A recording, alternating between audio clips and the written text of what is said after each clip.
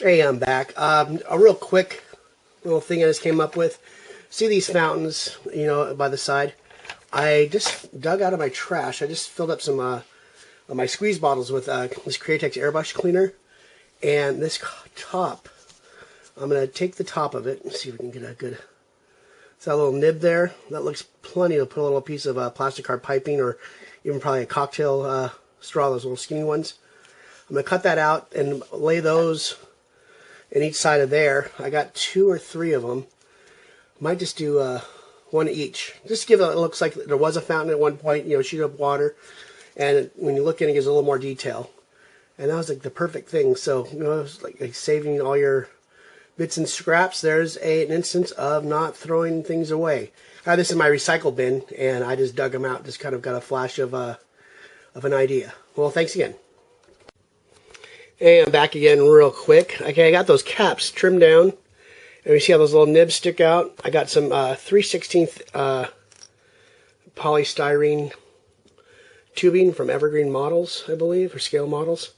I'm going to cut those down and then give them probably a dark metallic color and probably some rust, since they're going to be sitting there for a while after a battle and, partially destroyed.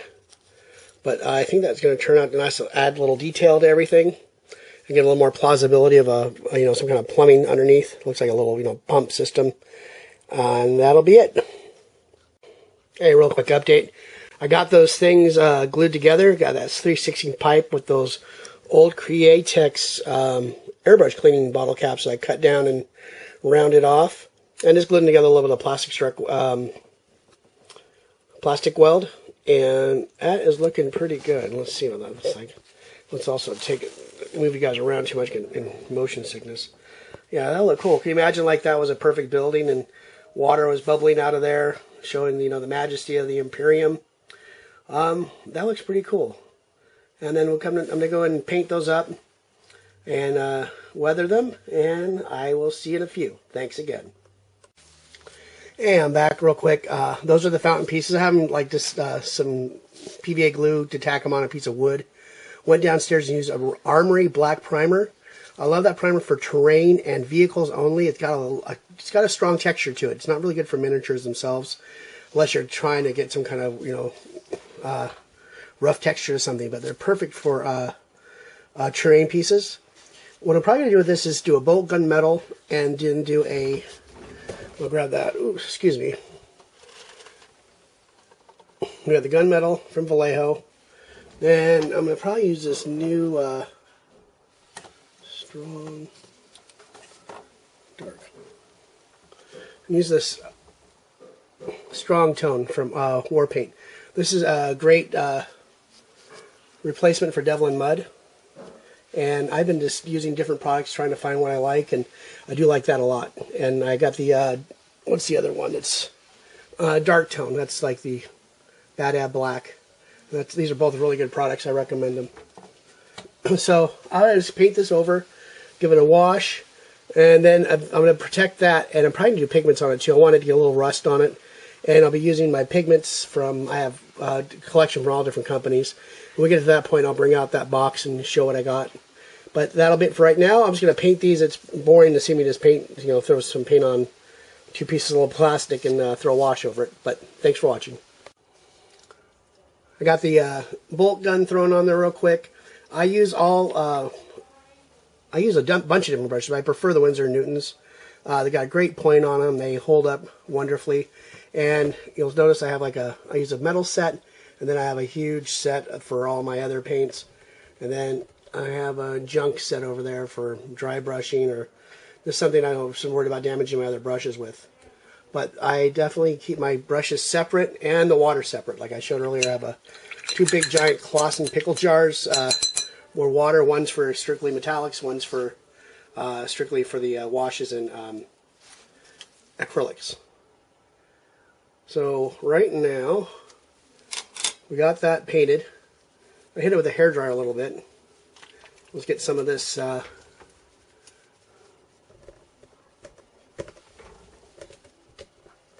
war paint going.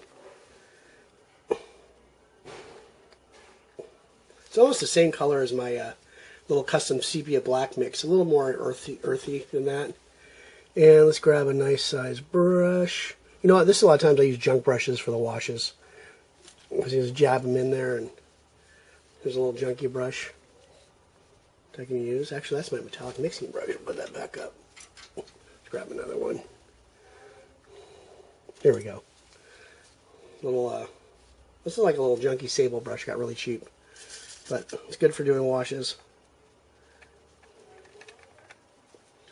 And this will give it that nice little dirty look. And then we're going to come back with it with pigments, not pigments.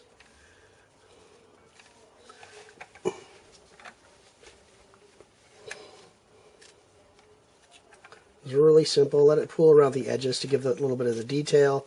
There's a little bit of detail on the bottom of the cap that I left. Let that kind of pick that up too. And we want this kind of dirty because this is going to be under that 2-part resin I talked about. So you won't see a lot of it. But we want this to look like it's just ran water through it and it's just been sitting for, you know, months, if not years of just unuse. And this looks dirty. And the water around it will be all dirty. And that's it for right there. That's down and dirty and simple. Thanks. Hey, I'm back. There's the fountain heads. I hit it with that wash and then just hit it with a dull coat.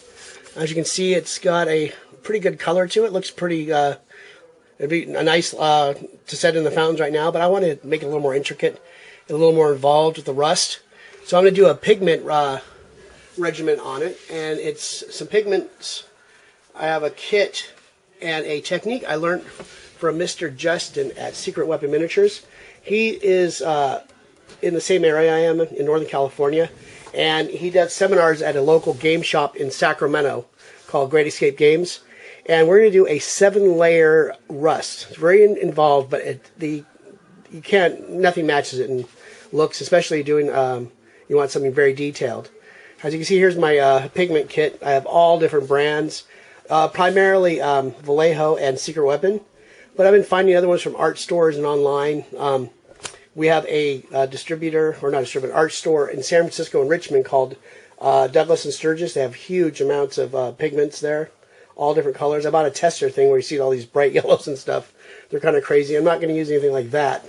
And you never know, in the future you may ever use them. I haven't seen any use for them yet, but we'll see. And we're going to be using the 7-layer is we have set up right here. We have this is Secret Weapon Miniatures Violet. We have a Rust Brown, a Rust Red, an Orange Rust. Actually, move these around. We're going to use a Yellow Earth. And very sparingly, we're going to use these last two. We have a dark yellow and a burning sand. And that's very, very sparing on the very tops of where, you know, the oxidation is eating it away to the point it's like starting to flake. And that's where you get that color from. So when we come back, I'm going to set up a little thing of alcohol, get a clean palette going, and we'll get those pigmented up. Thanks for watching. Okay, here we go. We got the fountain heads ready to be pigmented or whatever. Make up terms as we go here. I'm using 2 size brushes. I have a this is a 0. I'm going to use this for the actual pigment application. Then I got a another brush. It's a 1. I'm going to use that for the alcohol as a pigment setter. I have everything set up over here. I got a small or large palette ready to go, and I got all the pigments open, ready to go. I have alcohol in the palette itself to get that wetted. Also, I have alcohol standing by, 91 proof, I guess, or 91% alcohol. 91 proof, I don't think you can drink this stuff. So we have 91, this is a big bottle of alcohol ready to go. And also I'm going to attempt a new little thing is trying to do one of these little travel bottles of spray. So just hit it with a little bit of a mist to set the pigment and see how that works. That'll be something new and exciting to try in front of everyone. So let's get the show on the road here. Hold those up. Let's see, where are they? Try to get this camera in a good angle. And I can work and you guys can see what I'm doing. Okay, so there we go. So I put this on there.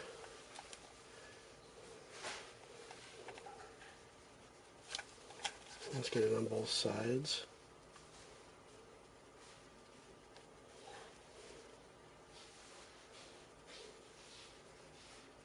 Let's see if we can set that with the spray bottle. See a little mist. Actually, I like that. That's actually a good little tool. Well, there's a little thing I just learned today, and you too. Grab our brush again. Have that going. Got the doing the violet again. This is going to be our basic coat on there.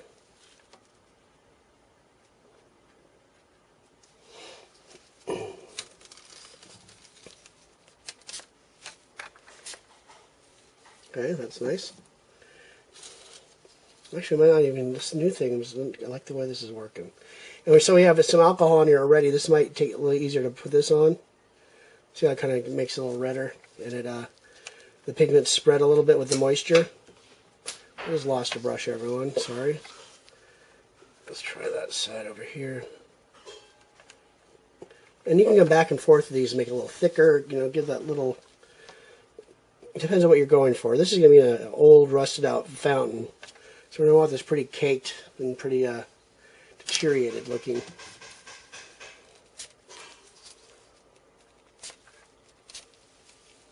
Let's go back into the bottom part too. With let's do a couple spots with the violet.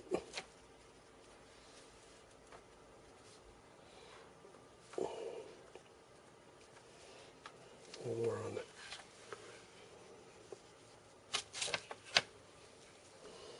So you can see what I'm doing. It's just kind of tapping the dry powder on there, keeping the brush pretty dry. And we'll get the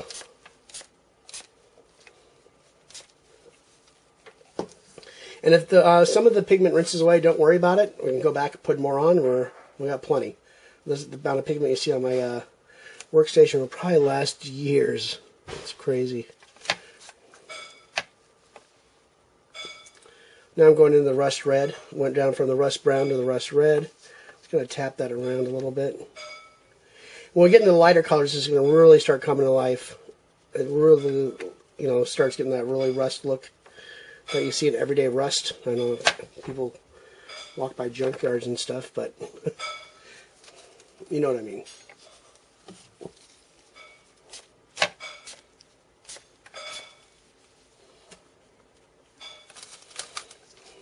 Go back some of that brown over here. Some on top.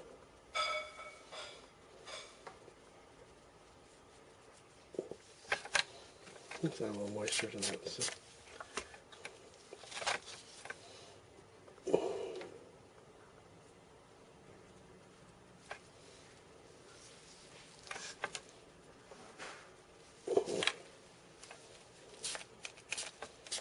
Fix that in place.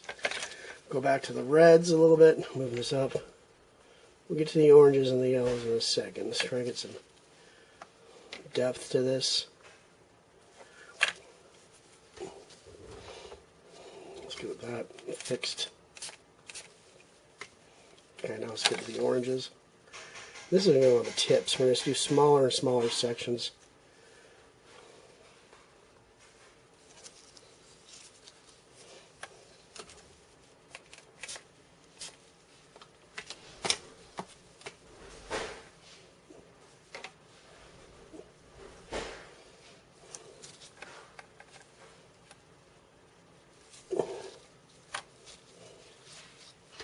So you guys see this. It's starting to get really rusty looking. Let's get a little more. Let's see what that set in there. Get some more orange right here. Yeah, that looks good.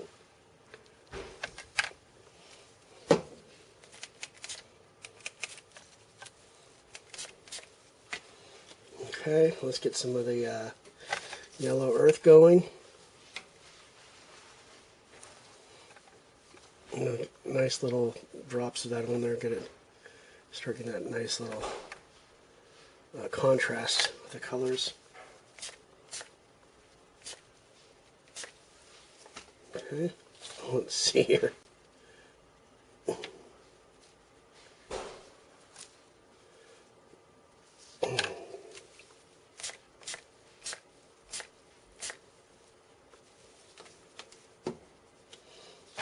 Okay, I'm just keep forgetting that base a little bit. Let's get some oranges in that base going.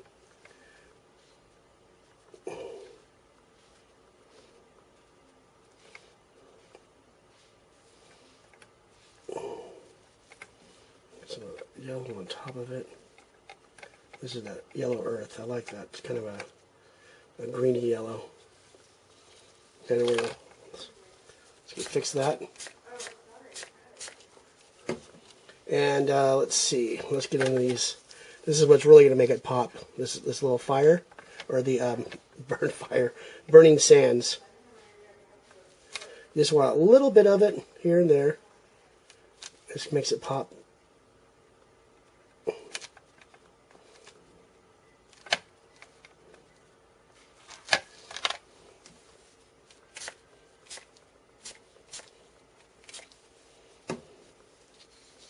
Let's see.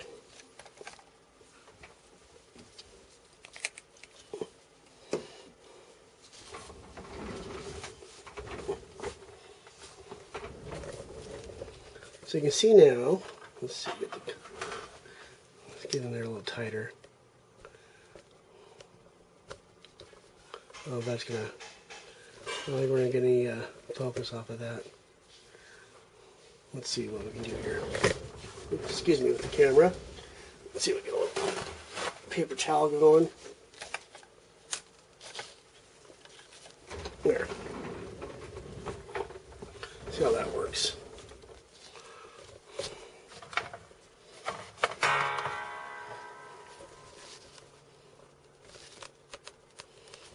That's not going to focus, is it? But I hope you can get the idea from right about there. See the different colors. You went from that metallic with that thing, and we saw the orange in there. Got the yellows, the violets. We put all 7 colors in there. It doesn't take a lot. It's just, less is more, as in everything in modeling. And that is it. I'm going to hit this with some dull coat. I think we're done. It looks good. It looks rusted. It looks like metallic. And we'll glue those into the fountain, and we'll be back. Thanks. Okay, I am back. This is a little technique I learned from, again, from Secret Weapon Miniatures, Mr. Justin. I'm taking a dull coat from far away, and just kind of let it drop onto it. You don't want it to hit.